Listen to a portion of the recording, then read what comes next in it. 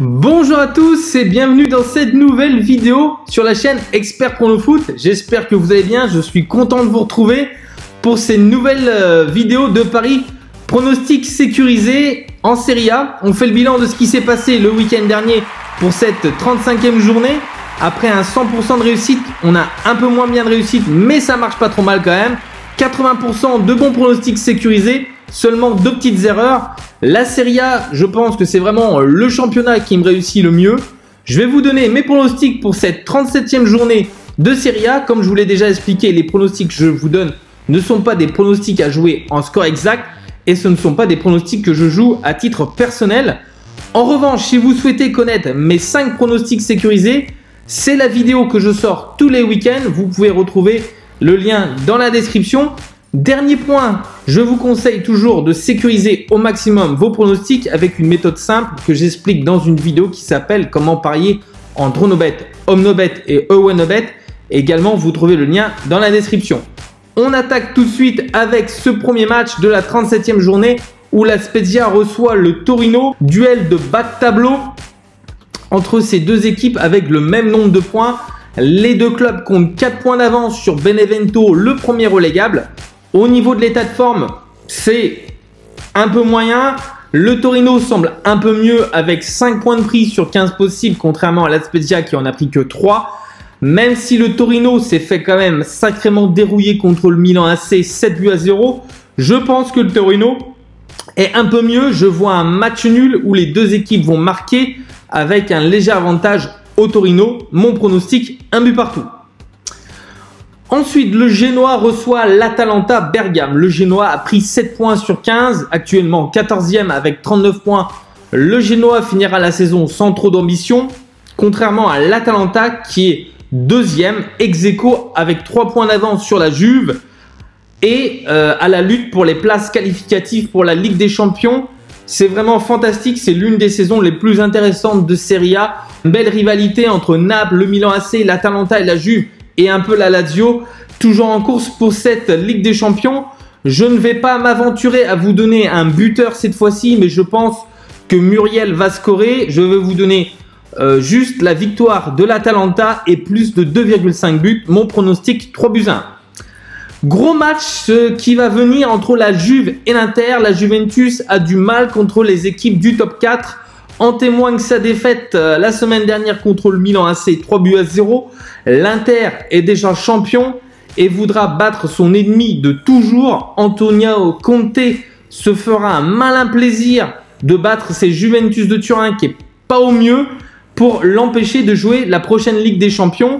Le derby d'Italie, comme on l'appelle, le Classico Italia, va être chaud bouillant. Je m'attends à un match à l'ancienne, certainement avec 1 ou 2 cartons rouges. Mon pronostic, victoire de l'Inter, 2 buts à 1 en Dronobet.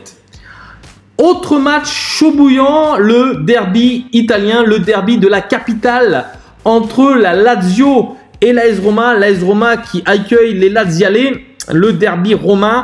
Ça, c'est un match, vous voyez, ce maillot là, l'écusson. Bon, vous savez de quel côté je suis. Malheureusement, du côté de la Roma, beaucoup de blessés pour ce match. La liste est vraiment longue. Veretout, Zaniolo, Spinazzola, Lopez, Diawara, Cagliafori, Perez, Darbo, Smalling et El Shaarawy seront absents pour ce match. La Roma qui réalise une saison très moyenne est située 7e à 2 points d'avance seulement sur Sassuolo et compte 9 points de retard sur la Lazio, donc quasiment aucune chance de jouer l'Europe la saison prochaine. La Lazio de son côté sera quasiment au complet, qui compte un match de retard contre le Torino, aura l'ambition de gagner ce derby pour espérer jouer la Ligue des Champions. Sur l'état de forme, les Laziale semblent un peu mieux avec 9 points de prix sur 15 possibles, mais comme souvent lors des derbys, c'est quand même assez chaud, c'est quand même assez animé. Je pense que les deux équipes vont marquer et c'est ce que je vais vous conseiller de miser. Mon pronostic, match nul, 2 buts partout. Ensuite, la Fiorentina reçoit le Napoli. La Fiorentina va mieux avec 5 matchs sans défaite qui leur permettent de remonter à la 13e place. Avec 39 points, les Violets ont assuré leur maintien. Naples, de son côté, est 4e et toujours en course pour la Ligue des Champions. Comme expliqué précédemment, 5 équipes se disputent les 3 dernières places pour cette coupe aux grandes oreilles. Naples est la meilleure équipe sur les 5 derniers matchs avec 4 victoires et un nul. 17 buts inscrits et seulement 5 buts encaissés. Mon pronostic, vous l'avez compris, victoire de Naples, 2-1. Benevento, Crotone, que dire de ces deux équipes qui sont vraiment mal, à part qu'ils connaissent une fin de saison qui est quand même désastreuse. Benevento reste sur 4 défaites de suite, Crotone a connu 4 défaites sur les 5 derniers matchs. On assiste souvent à des buts entre ces deux équipes, en témoigne le match aller où Crotone avait gagné 4-1. Benevento a encore des chances de se sauver de cette relégation avec 31 points et 4 points de retard sur la Spezia.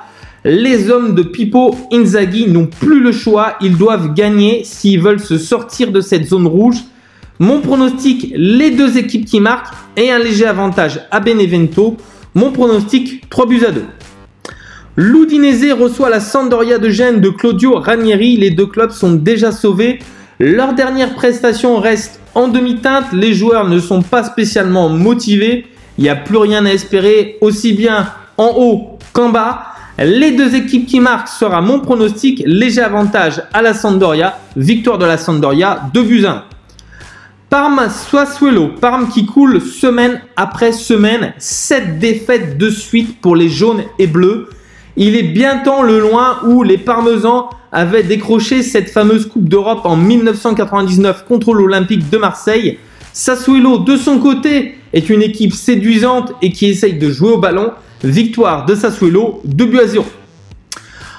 Match entre le Milan AC et Cagliari. Milan qui marche sur l'eau. 3-0 contre la Juve, 7-0 contre le Torino. Ante Rebic, l'attaquant croate, vient d'inscrire 4 buts en 2 matchs. Même privé de Zlatan Ibrahimovic, cette équipe de Milan est vraiment performante et séduisante.